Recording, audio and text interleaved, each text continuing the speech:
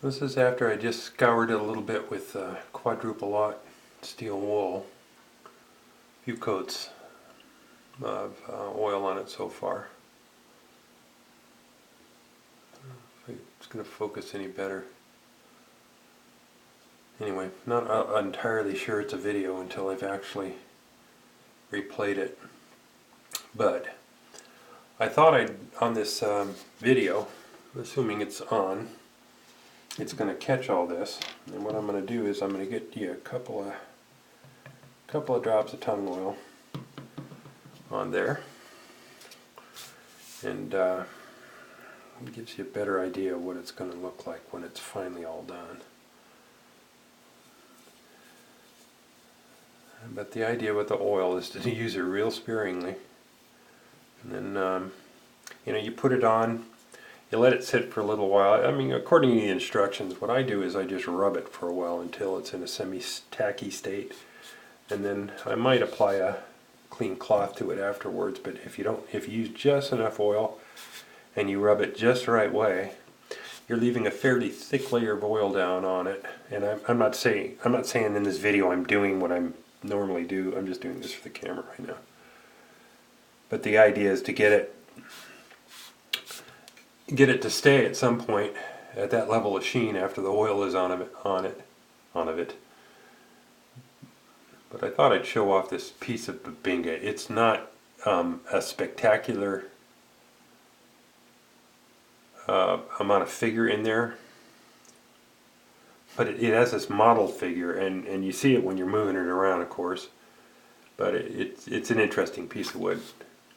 It sure has depth of color when you get it in the right light. It just pops out all kinds of different colors. It's really nice that way.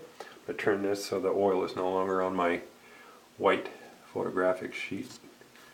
You can see where I've sort of touched it. Anyway, I'm going to do the whole neck in a second and you'll see it, but well, I don't know if you'll see it. I just thought I'd show that one off a little bit more because in real life this is a really nice piece of wood. And what I'm trying to do is angle it so that some of this depth comes out of it, and sometimes you're just not going to see it until you get a little bit of earl on there. I'm going to do this a second. What I'm doing off camera, I should probably do it on camera and just make a mess out of this piece of paper. Photographic backdrops, they don't grow on trees.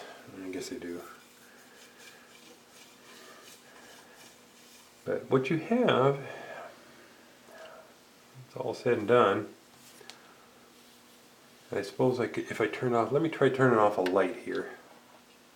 See if that helps at all. Maybe it does help to get the light all from one direction.